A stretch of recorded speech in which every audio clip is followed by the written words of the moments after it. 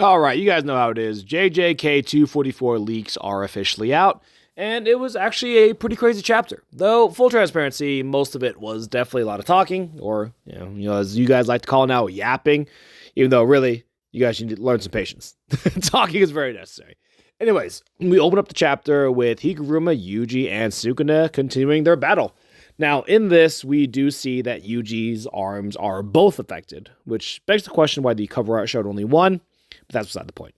Once the battle actually continues, we get a flashback, and we see that everyone's actually talking about the plans of what they're going to do and how to take Kenjaku out, how the merger might not actually affect sorcerers. But we get a couple other things as well, such as Kamo saying that he's actually going to bow out. He doesn't feel like he's going to be any use here, and he'd rather spend that time with his family and maybe go overseas, kind of run away. But fortunately, nobody really blames them for it. They understand that the stakes are high and that Sukuna's quite the foe. So they say, yeah, good luck, do your best, and send him away. Now, we move back and we realize that Higuruma has the plan to put Sukuna within the domain expansion and try to put him on trial. But we learn that Higuruma isn't the one who decides what they go on trial for. That's actually the judge, the Shikigami within the domain. And so from here, he states that it's hard to figure out what they're going to put Sukuna on trial for. So they kind of go over all of the different options. They end up landing on the fact that he's probably going to be put on trial for murdering 3 people.